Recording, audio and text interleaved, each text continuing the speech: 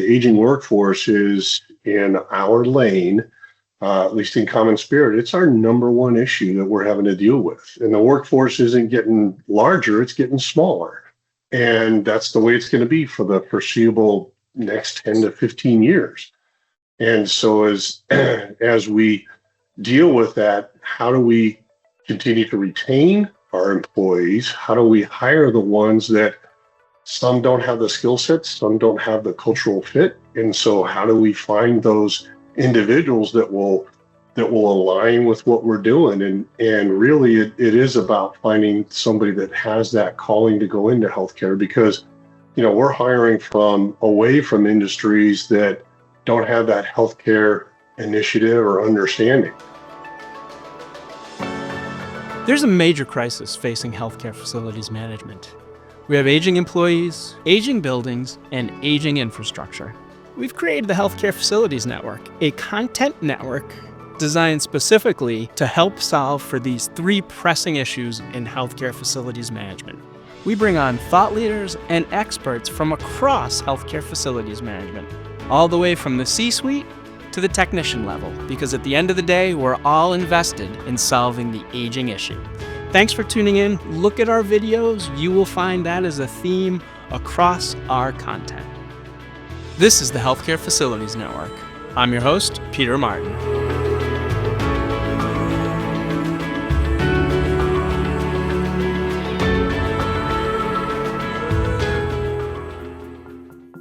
This is the last episode of 2025. So those of you who have watched for this year, thank you so much. I appreciate it. So last of 2025, what I've asked our distinguished group of guests is to look a little bit back at 2025, look ahead at 2026. I know each of these people, we've worked together before. It's a great group. They are very boisterous. They have opinions and they're not afraid to talk. And that is why they've been selected for the last show at 2025. Before we get into it, I would like each of them to please introduce themselves. And Chris, why don't we start with you, please? Sure. My name is Chris Ensman, and I am Regional Director for Plant Operations and Maintenance for Aramark Healthcare, primarily in the Northeast region for Aramark. I have been in healthcare administration for, I can't believe it, it's going on 33 years now. But only in plant operations and support services for the past 10. I actually started off in a clinical role and made it all the way up to chief executive of some LTACs and rehab hospitals, but found out I like support services best when I needed to make a career change, and have been doing the support services and actually found not only am I having more fun, but having a bigger impact on the quality of care of our patients and our staff. Chris, you are the rookie amongst this group. All of our other guests have been on before, so welcome and thank you for appearing. Christine, how about you, please? Thanks. Sure, excellent. Thanks, Peter. Christine Peary, Chief Human Resources Officer of Saratoga Hospital. Saratoga Hospital is part of the Albany Med Health System. I've been in human resources for over 20 years and specific to healthcare for more than 15. Thanks for having me. Thank you, Christine. John Crouch. I am the Administrative Director of Engineering at AdventHealth Tampa campus. Approximately 1.2 million square feet. 70% of it is decades old and has not been cared for the way it is being cared for now, which requires a lot of money. But I've been in healthcare 21 years. Thank you, John. I like the way you threw in it requires a lot of money. Very true. Jeff. Yeah, my name is Jeff Schuler. I'm the Regional Director for Facility Management Operations with CommonSpirit Health. I've been doing this type of work for a little over 3.5 decades, and primarily in construction and operations and maintenance. And I've been in healthcare a little over 15 years. And, like John's talking about, it takes a lot of money, and we have a lot of aged working spaces in our facilities. And so that kind of seems to be the big challenge a lot of us are feeling this time around, and it's certainly into 26. Thank you, Jeff. And last but not least, sir. The old guy, Bobby Baird. So almost 32 years doing this. UF Health, Gainesville, Florida, East Coast of Florida, Central Florida.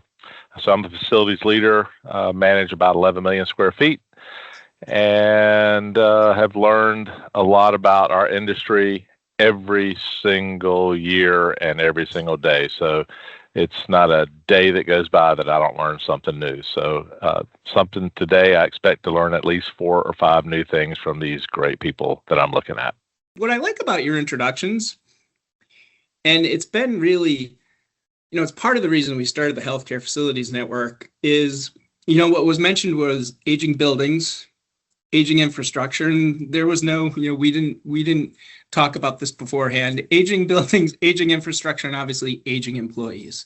And those are 3 of the huge issues that we talk a lot about on this network. It's one of the reasons we started the network, is just to publicize the opportunity. Chris, if we had time, I know what your background is. It'd be fantastic to talk about that, because you talk about the different ways people come into the field. John and Jeff, both out of the military. But where I want to start first is with the people issue. And Christine, from the HR perspective, because that's what you deal in the currency of people. Do you think, are we getting any closer as we close out 2025? Are we getting any closer to solving the people problem? And I know you can speak to a wide perspective across, all of the hospital or all of healthcare, but for this one, in the FM world, where do we stand at the end of 2025? So I think the people challenge will continue to be a people challenge. I don't know that we've solved the challenge in this space, let alone other spaces. I think the people challenge will continue to plague us. It's finding the right people for the right role at the right time. It's going to require making sure that you have good leaders to know how to partner and attract from different schools, different pipelines, making those connections in the community in which your hospital exists. I know that's been really important to us. We're lucky right now. We don't have any vacancies. I'm going to knock on wood, because that is like almost unheard of in almost any space. We have found success in a very strong director of this function who really partners with his team to make sure that his team they're part of the interview process. So they're bringing people on, not that just maybe have the skills or don't have the skills and we need to teach them the skills, but who are invested in the people we're bringing on to make sure that the right fit. And I think that sometimes is often overlooked, whether it be for facilities or any position, right? Everyone's so quick to hire, but are you hiring the right person for the right culture who's going to stick around? Jeff, you look like you're chomping at the bit. I'm not sure if you want to respond. No, I was just, as I was listening to Christine talk, it was just so many things were resonating with me, and I'm sure with everybody else. And it's entirely that, right? The aging workforce is in our lane, at least in CommonSpirit. It's our number one issue that we're having to deal with. And the workforce isn't getting larger, it's getting smaller. And that's the way it's going to be for the foreseeable next 10 to 15 years. And so as we deal with that, how do we continue to retain our employees? How do we hire the ones that some don't have the skill sets, some don't have the cultural fit? And so how do we find those individuals that will align with what we're doing? And really it is about finding somebody that has that calling to go into healthcare, because we're hiring away from industries that don't have that healthcare initiative or understanding. And it's the same pool of individuals. You can do HVAC in different industries. It's still HVAC, but when you're doing it in healthcare, the ramifications are a little bit different. And that understanding truly is about what we're looking for in the individuals that we hire. And to your point, Christine, creating that culture within the department, almost a subculture of the greater company, is key. It's everything. And so I think that was the reason I was kind of smiling and nodding my head, because boy, everything she was talking about is exactly what I'm experiencing. And I'm sure it's similar but different for everybody else on the call. I had just taken over this hospital February 10th from a previous campus location, and I knew this campus was woefully understaffed. So I took the 2010 ASHE benchmarking report for staffing of EVS and for facilities engineering. I no longer have EVS responsibilities, but I've actually shared it with them in my approach. We had for 1.2 million square feet a staffing to include up to the my level, 32 people. That's woefully inadequate. When I compared it to the staffing benchmark report, we were supposed to be at 41 people, everyone from the administrative director all the way down. And I created my own spreadsheet to reflect the information from that benchmarking report. And then I've had 2 sit-downs with my COO and CFO, to show them where we're really hurting. There's only 25 people on my first day on the job. We had 7 vacancies. And I got that boosted. I got those filled. And then I got an additional 7 positions added. Then I got an additional 4 positions added in August. And then I got a promise for 4 in January and 4 in July next year. And so that reflects that I had a 29% increase this year. Then I had the 4 additional laborers that are not even FTEs. They're an outsourced agency, staffing agency. Simply, their only job is to clean and wash every mechanical room space, electric room, comm closet, from ceiling to floor and the equipment, and then paint the walls white and paint the floors gray with a high visibility yellow around all the housekeeping pads that the equipment sets on. And I had no problem getting that from my CFO and COO, because they would love to have an old facility that looks new. Why should it only be a new facility that looks new? There's no reason an old facility, decades old, my oldest building, 1967, we've got now areas that look like they were just built last year. And it's taken quite a while. I mean, I've got 83 mechanical room spaces on the first floor, which includes data and electrical. But just making that investment, the staff feels better about what they see. If I ever thought I was going to get it accomplished by using in-house staff, it wasn't going to happen with all the work orders we have. So focusing on day laborers for about a year is how long I think it's going to take me to get through this campus. Then I can stop using the day laborers from a staffing agency. And so for me, what 2025 looked like, good, bad, or indifferent about the dynamics, is I don't have enough staff to do stuff that should have been done over the years. I needed to increase my staffing to get this campus looking the way it should. And I was adamant during my hiring process that don't hire me to get you through a survey. Hire me because you're willing to invest in the staff to increase it where it needs to be, and you're willing to spend the money on repairs and maintenance. How did you get the money to hire the people? But it sounds like you, during the interview process, made that clear that that was an expectation if you're taking the role. Right. So there's a couple different things going on here. All of them had a certain amount of influence. The wild card that was the unknown was the COO, who we have a phenomenal relationship now, but we really didn't know each other, other than a couple meetings and conversations we had in the preceding years, being in a sister campus. But the CFO, he was my boss at my previous campus for 4.5 years.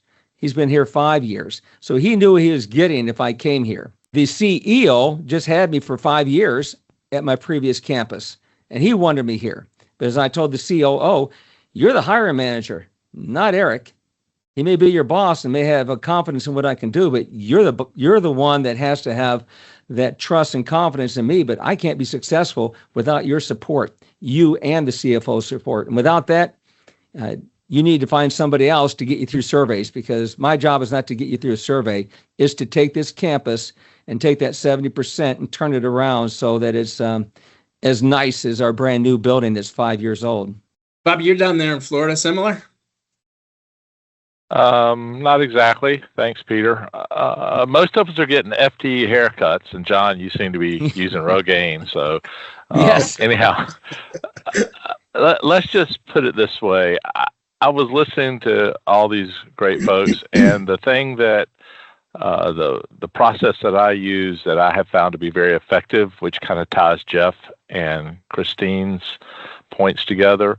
I do an interview that's almost a reverse interview. So once everyone's decided that, yeah, we want to hire this person, then I sit down with every new hire for a half an hour, and I talk about all the things that make people upset that work here. You got to pay for parking. you got to do this and that you can't sell that and whatever. So I get all the negatives out because I want to ensure that they don't get here and the things that I cannot impact don't cause a problem. And that list has grown over time. Mhm. I ask them, I come back and ask them, hey, what did I not tell you? Wish I'd have told you. And I don't get much back anymore because the list is kind of long.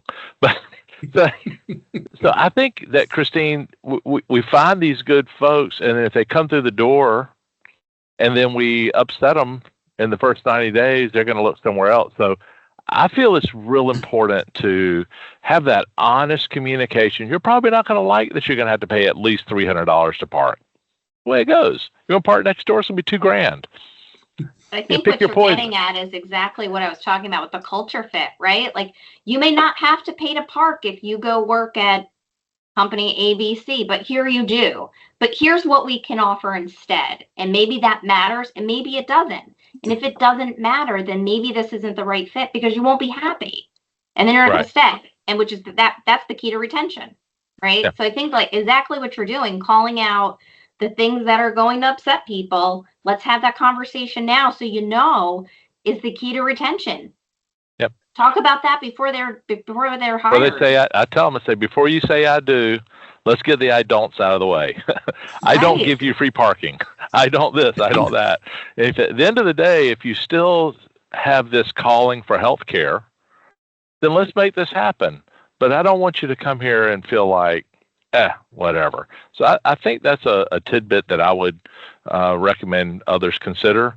Have that communication before they say I do, because once they've said I do, anything that's negative, why didn't I know that? Yeah, I call that managing the perception. Manage the perception of their expectations is what I call that. Yeah, I think that's exactly right.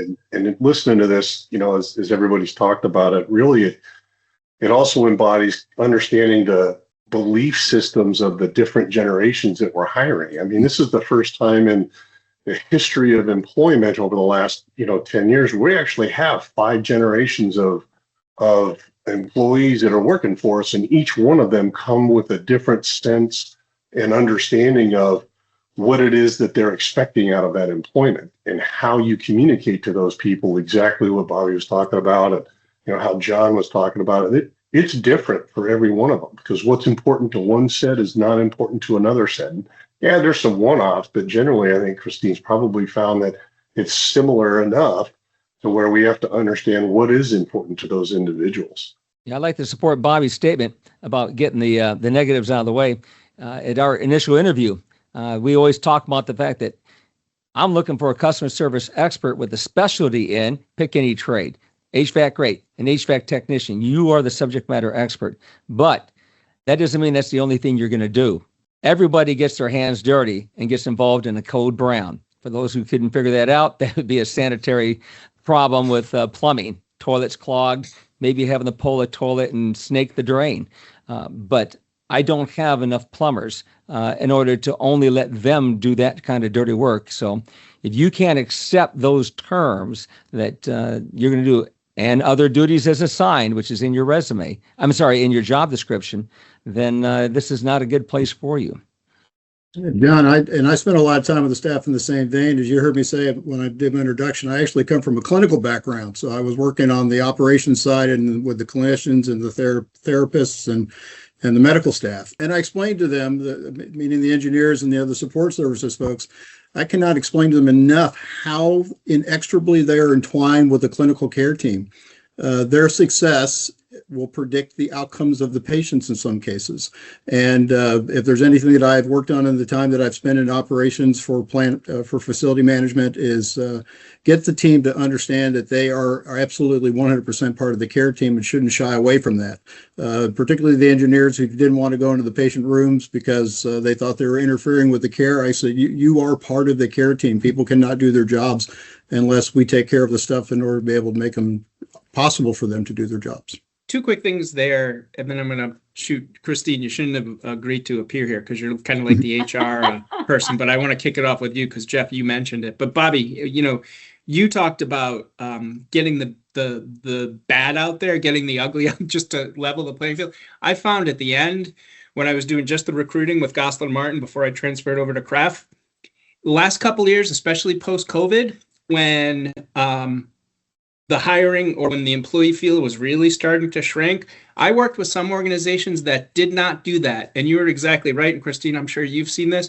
I would have candidates come back to me and they would say, Pete, you didn't tell me this. And you know what? I felt that burden. And there was nothing I could say. I was like, well, they didn't tell me either, but that doesn't work. So you're exactly right. That is increased out there. And I think that's probably only going to increase more because they can't find people. So 100% on that. It was very frustrating to me in the recruiting world. Jeff, you mentioned generations. Before you joined CommonSpirit, I mean, as you know, so Jeff got your MBA in leadership at Southern Cal, and Jeff and I would talk a lot. And Jeff was kind of that sounding board for the generations he was going to school with. I still remember some of the stories you would tell me, how they would look up to you and ask you the questions, kind of that oracle. But Christine, to you, what did you find?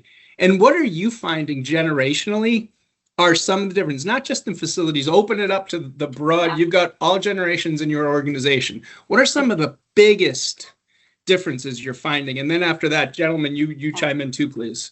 I think the number one thing that we were just talking about with my leader of facilities was the lack of, this is mine and I care and I need to make sure I do the best I can. Instead, it's just sort of a job.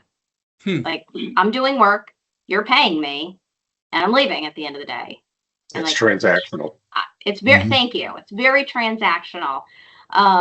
Whereas I think perhaps some other generations feel very connected and committed, and they don't just shut it down after the fact. And I think that's a shift.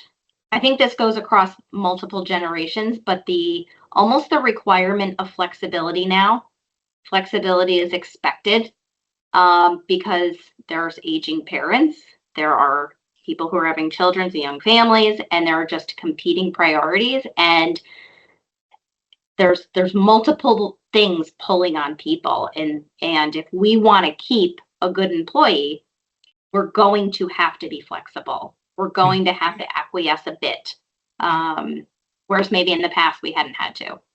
I'm a big proponent of flex time to let people solve their problems in their personal life. Because what I was taught in the Marine Corps is you own them 24/7. You take care of everything from birth to death with them and their immediate family. So if they got issues going on, find out what they are and figure out how it can get solved. My first hospital I went to, the director that I reported to as a manager, he would not allow or approve any time off request if it was impacting the schedule that was posted. He always kept a 6-week look-ahead schedule. And I told him, I said, Kent, how can you plan for the fact that your child, your dog, your spouse, maybe your vehicle needs attention? You can't wait 6 more weeks. I said, you don't hold yourself to that standard, and neither should we hold them to that standard. And if you care for your employees and love them, you're going to find employees that stay forever. I went to HR to tell the HR director, I think it's time that I move on. And he says, I can only tell you this, John. No one's come to HR since your day of hire. And it was a steady stream. But I think the renters, the conversation of renters, squatters, and owners. Management is your owners, guaranteed. They're supposed to be. And if you're lucky, you get a lot of your frontline staff as owners. And then, but a renter's good. They're reliable, they're on time, they're competent, they do their job. But then we got our squatters, that 10%, so to speak. Those are the ones that are a cancer and need to find a new occupation, new employer. But I talked about that with every group I've ever brought on board, whether they were hiring on or whether it was me orientated myself to my team like I did back in February. I talked about renters, squatters, and owners. And I hope that we have a lot of owners, and I hope everyone becomes an owner because it really works perfect when we do. And morale is high when you've got a lot of owners. One of the ways that I think we've been able to grow departments over the years is even that informal mentorship, because you're all in at the same time. And John, I see how you interact, and Bobby, I take something from all these people that I see, both the good and the bad. we don't necessarily have that anymore with so many people working remotely. Can you talk a little bit about mentorship and developing that next generation? We know what we're lacking. How do we develop good mentorship in 2025 with the challenges that are out there? I think, we can be aligned in the understanding that mentorship, certainly, you're going to need people that are willing to go there, because really that's an investment in their own investment in themselves. But at the same time, it needs to be intentional with respect to the time and how long you're going to do that and the periodicity that we're going to do that with, because it isn't a one and done thing. This is, when you're talking about mentorship, you're talking about life skills. Coaching is more along the line of technical aspects of how you start a boiler, how you sweep or clean a room, whatever those things are. That's coaching aspects.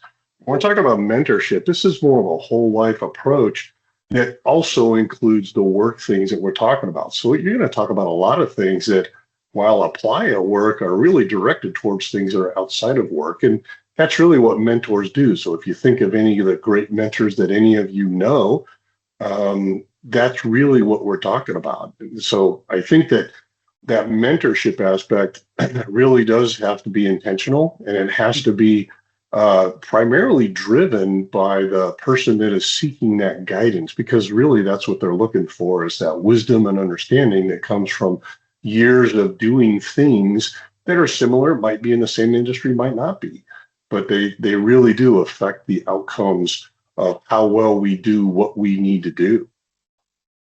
I would just add that I think it's also because I've gone through this a number of times with my own HR leadership team.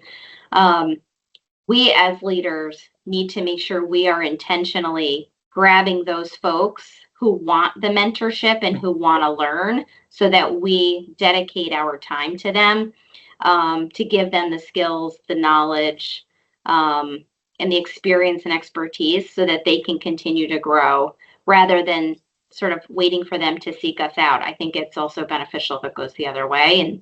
And we see, and I'm sure we've all seen this, right? We've all seen the spark in someone who's asking the question. They want to learn a little bit more. They want to understand the why. And I think having people like us reach out to them and show an interest, it really lifts them up.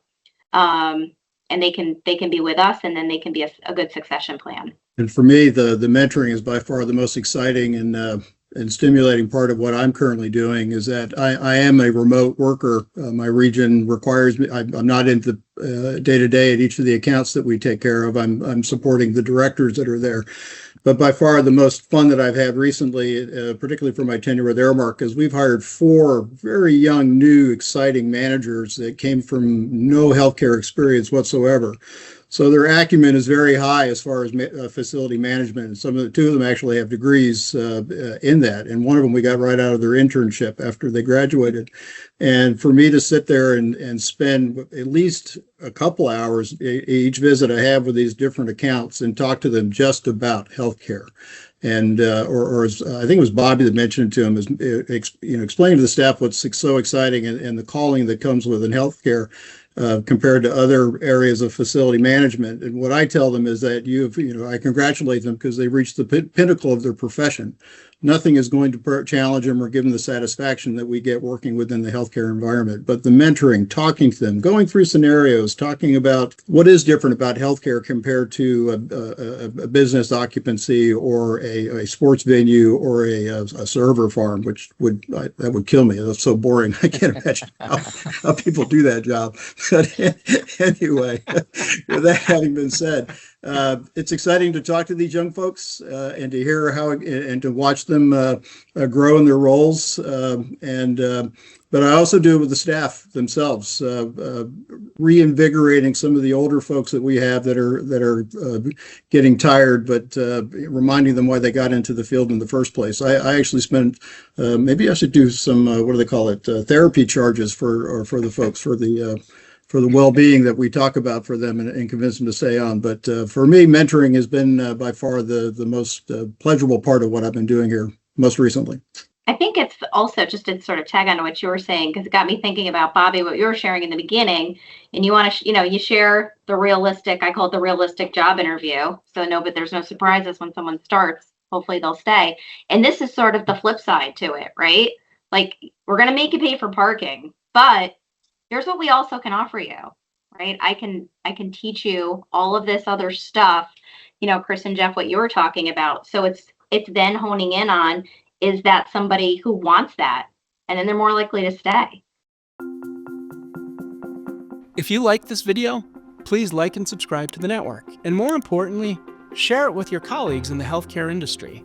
Together, we can solve the aging crisis that's impacting all of us.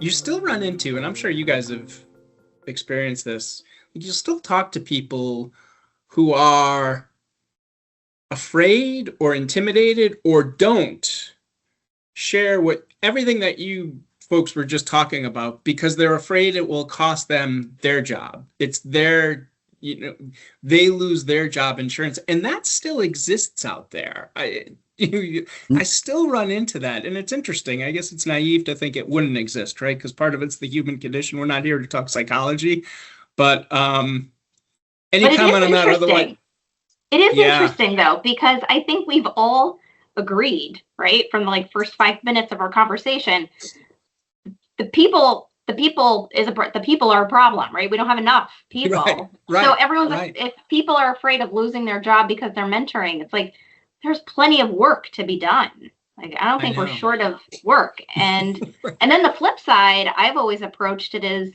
well, if I can mentor you to do part of my job and you're happy doing that and it's something new, I get to go do something else, right? I mean, Peter, it's how I ended up overseeing facilities and EVS and dietary and all those other functions, right? Yep. So you have to be open, I think, to taking on other opportunities.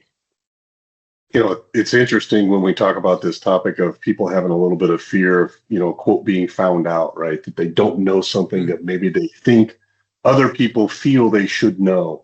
And I don't think that's unique to this industry. I think that's just a human condition. And so really it's about that mindset of, a fixed mindset or a growth mindset. Do you have an understanding that you're going to come across things you don't know? And okay, that's okay. So you're learning. Right? Yeah, you are. And what all the data shows and what all the reports demonstrate is that most people, and pick the industry, are working at 2 to 3 levels below their peak performance level because of many different factors.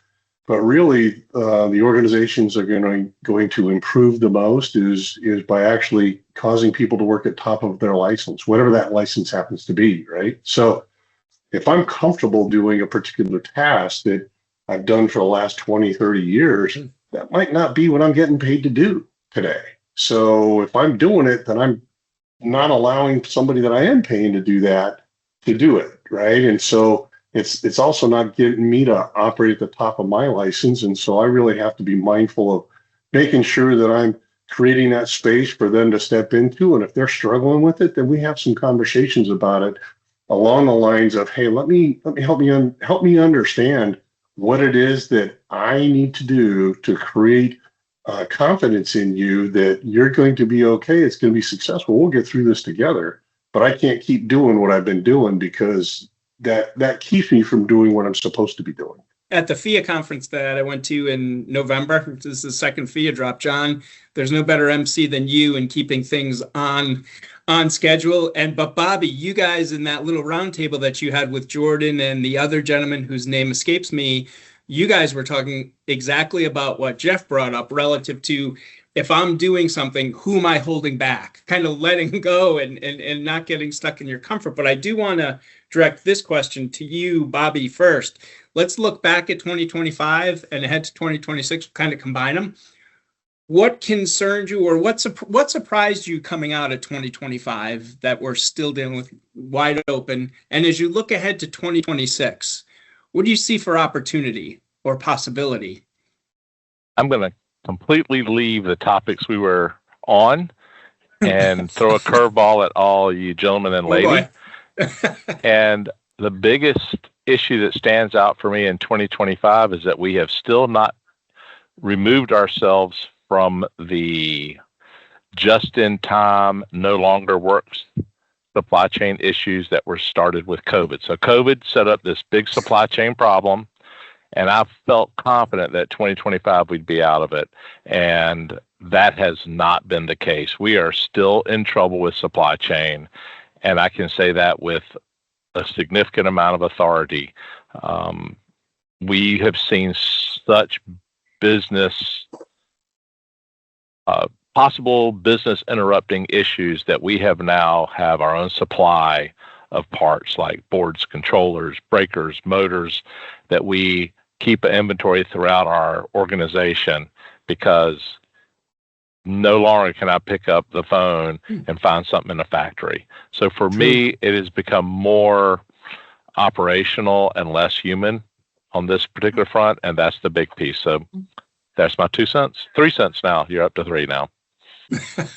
Well, I know I've known you for years, Bobby, and you fooled me, because I actually thought you were going to go with the Responsible Medical Authority. Is it RMA with the medical gas system? Because we've been trying to get traction on that for 2 years, which is now a code requirement that there be a designated responsible medical gas authority for the hospital. And how does that training look? And so Bobby's been a huge proponent pushing with me to get the rest of our peers in AdventHealth, but Florida, regardless of your organization. Yeah. So we finally have traction, I think, for the spring show to sit down for a nice long class and get that certification. You actually brought up a stronger one. Go ahead. No, I think what Bobby was illustrating was right on point, because our buildings aren't getting any younger, and the parts that are available aren't. And so many of us have to go to artisans that will actually make the parts. We can't even buy them on third-party sites anymore. And at the end of the day, they got to run. And we don't have the capital, as John mentioned earlier, to buy new. So we have to keep what we have running. And so that resonated with me when he said, hey, this just in time and have an inventory. We've actually gone to a parts inventory clearinghouse in our organization, because we have so many things that aren't working anymore, and we can't go find the part, and they're stopped being supported, and it's just that simple. I don't think it's that simple, Jeff, but okay, go for it. No, I don't think it's that simple. It's just that straightforward. I mean, we have to go forward and be creative with what it is we're going to do and how we're going to do it, because at the end of the day, the equipment still has to work so that the providers can still have a space to do their job. The lack of, or the willingness to spend capital in order to be able to not only, and I'm not even talking about maintaining these old systems, but to look at replacing them, and the struggles I've come across in getting our clients to upgrade their building automation system. I have a client that is still running Windows 95 on one part of their building automation system, which is insane to me. And that's a challenge. And the other challenge I see in the same vein, as far as the supply chain and stuff coming in, is that our vendors, we have a lot of capital projects that we can't get off the ground because the people that have bid on the RFP and have won it do not have the staff in order to be able to supply the labor in order to get some of these projects off. So I had a couple projects that were supposed to be done by this summer. One of them was a big roofing project that we had that wasn't gotten done in Pennsylvania, and where they just had 6 inches of snow over the weekend. And, issues like that are what we're struggling with as well. Not a problem till it melts. Yeah, that's so true. Oh, that's really interesting that you bring that up. And that's where I was going. You can see, and you guys know this because you've all been around for a while, but how, if we just start from the premise of aging buildings and aging infrastructure, and Bobby, you kind of bring the supply chain into it, and we see where years of deferred maintenance catches up, and where it's almost like a perfect storm of all of the ills of the past. And when you're operating something so old, a building that's so old, now you have parts that we can't get. It's I was thinking, Jeff, as you were talking, it would be, and I don't know if it would resonate, but almost in some ways like a powerful, if you take the totality, like take things out of their silos, because we do that so often in healthcare, like take each of these components out of the silo and put a story together for C-level leadership. Maybe it doesn't move the needle to get you the money that you need. Maybe, maybe it's not powerful, but like it really paints a picture for how we can't run much further from where we are, right? There's going to come a breaking point. I think you're exactly right. And being able to shift the conversation, because in all of our organizations, we all struggle with, there's a finite amount of capital that's there. Right. That's just the way it is. And so really it's being able to inform the decision makers about where that capital goes, on what happens when it doesn't go to the right place. And I'm not suggesting facilities maintenance or operations is the right place solely, because we know that's not true, right? We have upgrades to all of our IT systems, as Chris was talking about, that just haven't happened. And so now we're in a position where, how do we get the right information? It's being able to paint that picture for the decision makers that say, this much capital goes to these lanes, because it is just, there's only so much to go around. But at the end of the day, if we don't have the ability to keep our spaces open for the people that actually physically touch a patient, that makes a pretty short conversation. We as facility leaders, our purpose is to keep the facility up all the time. And that's what we do. We pull every plug we can to keep that facility from going down.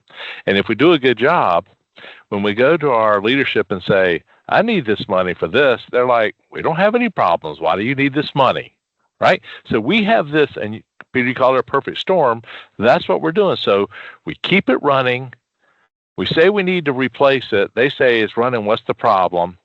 And then when we finally have that failure, and I've got to have this part right now, and I look at the leadership and go, 56 weeks to have that built. We've kind of made our own bed here by not letting it fail and maybe not being persuasive enough. So I've taken board members to boiler rooms and to places that you don't want them to go and say, take a look at this. You really like the way that looks? I don't. Sometimes you have to show them the bad and the ugly to get them on board. If you're doing a good job and you don't have failures, that's great. But it kind of makes for a hard sell when you want that money. I have a huge collection. You think I have a fetish with toilets and cast iron pipe, but I keep this folder in my phone because the few times I've had conversations about spending money, I said, really? Which one of these photos are you okay with ending up on Bay News 9, Fox 13 News Channel, or on social media? Because I wouldn't think AdventHealth would want any of these. I said, so that was unbudgeted, unplanned money that we spent out of the operating budget to solve this problem. I heard something I really appreciated a couple months ago. CFO said at a leadership meeting, I have no problem approving John's request on spending money because I know his level of confidence, and I know if he tells me we need it, we need it. But I don't believe in going to the meeting accepting defeat. I go in there with the visualization that I'm going to get what I need and what I want. And it's been extremely rare that I've not achieved what I needed because I give a good visual story of and pictures, or draw a picture in theory of operation why we need it. Let's look ahead to 2026. What do you anticipate? What can you anticipate? What are you hopeful for? I think from a workforce perspective, my wish, right, is a little less last minute executive orders constantly being thrown around. Those have been a challenge this past year. So a few more of those would be helpful. When they come at the last minute, they send everybody in a flurry. Everybody starts to panic. Yeah. And then I think intentional onboarding and intentional pipeline development. What's intentional onboarding? It's not dropping the new hire off at HR to sit in a full day program and then picking them up and then dropping them in the whatever break room, office, chat with your colleagues and figure out what to do. the majority of people, right, show up to work, they're excited about their new job, and they want to do a good job. And I don't think that we do a great job as leaders. I know all of us do, talking about others. Do a great job setting someone up for success, their first day, their first week, their first month, right? So we're beginning here, and we're starting this within HR, building out who do people need to sit with? Who do they need to talk to? Why do they need to talk to these people? So that they're explaining to the new hires in the team, you're meeting with me because I need to show you X, Y, Z, right? It gets them to understand why they're there, and then beginning to draw the connections, making them, I think, Christian, I think it was you had shared about how they are part of the care team. That's huge, right? That they're not just there to clock in, do a job, clock out. Like, this is how you fit in to this large puzzle that is healthcare. Like, you matter here, and what you do matters, and it impacts the patient experience. 2026 is going to have, in my opinion, a lot of focus on AI. Mm-hmm. And that focus is going to have to be intentional and cautious in nature. I have utilized AI. I actually have a digital twin up and running in Ocala. We're still gathering data, but we're probably 6 months from being able to start listening to what the twin has to say. So that said, AI currently, for me, I use it to help me look for code references and that type thing that I don't use on a daily basis. But what I've learned is it'll get you in the chapter. It might even get you in the subsection, but it's not always right. Mm-hmm. So I would encourage anyone listening to this to consider letting AI or Copilot or whatever your form of intelligence, artificial intelligence might be, but be sure to validate what it says or what it returns to you, because I've found that it is very helpful, but it's not always completely right. So I think 2026 is going to have a lot of pressure for us to respond. At least in my organization, I can tell you that's going to be the case. How are you using AI in your daily business to make your business more effective, more efficient? And I certainly have some things to talk about there, but I do believe that that will be something that we have to focus on as an industry and as a subset in the healthcare industry for our facilities. John. Yes. So I started using AI probably around October this year. And a few things I noticed is the fact that it might use the wrong word. So if someone reading it would say, "You're an idiot. Why'd you use this word?" Well, it's because you took at face value that AI is error proof. It's not. Two, whatever you do capture and use somewhere, please get rid of the hyphens, because the first thing I think of is, oh, this person's not the author. AI is. Get rid of those darn long hyphens. Number three, I used it to save a lot of money on a recent job. It was approximately $157,000 to replace 800 linear feet of cast iron pipe. And I'm thinking to myself, am I getting a fair rate? And I actually put the actual quote, uploaded it, and asked some questions and indicated the area and the market and acute care hospital. And it came back with 3 price tiers based upon what I had given, and its justifications on why you might be paying higher in an acute care hospital. And then I got to thinking, but the area of 800 linear feet is all mechanical room space. And therefore, you don't have the ICRA containment problems, and you don't have the difficulty of working in ceiling grids with maybe 2-foot openings. That this here is a much cheaper, simpler, faster job. So the labor rate should not be charged for that location like it would be for a normal patient care area. So I went back to my vendor. I didn't tell them I used AI, but I went ahead and told them these arguments why I feel that this price point is not fair and it should be factored into the type of space. And believe it or not, they brought it right down to that sweet spot of the mid-tier, like it said would be for a hospital. But AI did not know that it was a mechanical room space. It only knew it was an acute care hospital. And so I got that down to about 127,000, I think it was. But it's been helpful.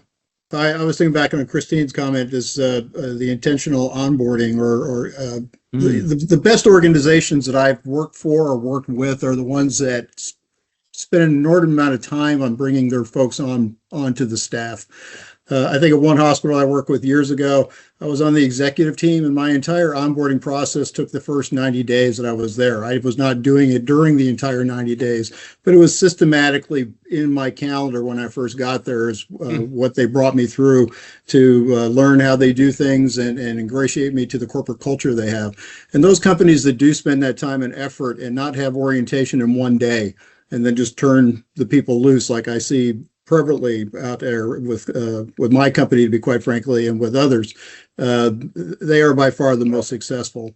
The other thing that I'm excited about seeing coming up in 2026 is that I work with our recruitment and acquisition team on non-traditional ways to find some folks, and they have been working on it the last quarter of 25. And we are beginning to see the fruit of it and things that we talked about on where we should be looking for staff, particularly for new managers, because we're seeing a lot of management positions that are not going filled. We have been recruiting at the maritime academies. That has been a great place to find some really raw talent that are coming out with their bachelor's degrees. And they look at you a little crazy because they're saying, I've been working on ships, and we talk about the systems and how they all relate. And we've, in fact, I mentioned one of them that I'm mentoring is that we hired him out from the New York Maritime Academy. And so we're also a lot of military folks to fill the rank and file. We have been working with a lot of the VFAs or the VFWs, I'm sorry, to find some folks that are interested in jobs. Love Air Force guys to work in clinical engineering. A lot of they transition very well into the clinical engineering side and have utilized that. Tom Elliott came out of clinical engineering. Well, Tom, yeah, exactly. And so we're excited to see these things come online and how they will do in 2026, at least for our company. Excellent, Jeff.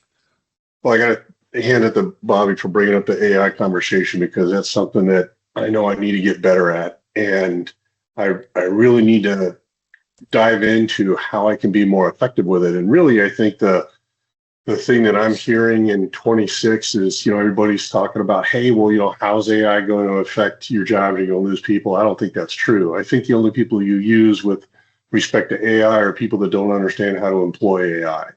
I think there's going to be plenty of work that's available. And to John's point, I've done similar but different things where I've taken information, loaded it up, whether it's in spreadsheets or PDFs, and I said, analyze this data for me, and it comes back with the great information. Now, granted, to John's point, you do have to know what to ask it. And so if you ask it the right questions, it's a great speed drill for them or for that entity.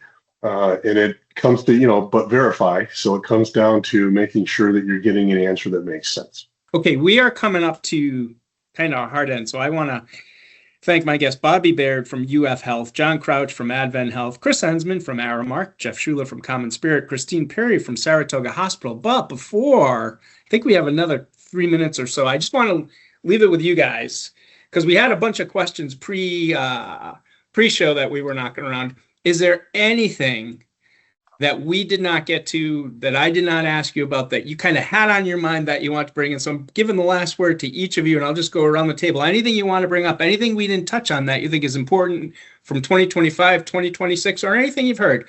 I will start. Christine, I'm going to go with you last, if that's okay. Bobby, I'm going to start at the bottom left. We'll go with you first. Hopefully, as an industry, we will continue to morph into more reliable. I guess reliability is the thing I would like to leave the group with. We do maintenance. We need to do reliability-centered maintenance. Shout out to Devin. Look into it if you haven't done it. You might find a few hours available to do other important stuff if you look at it. That's all I have to say. Thank you, sir. Thanks, Peter, for having me. Thank you, Bobby. Jeff?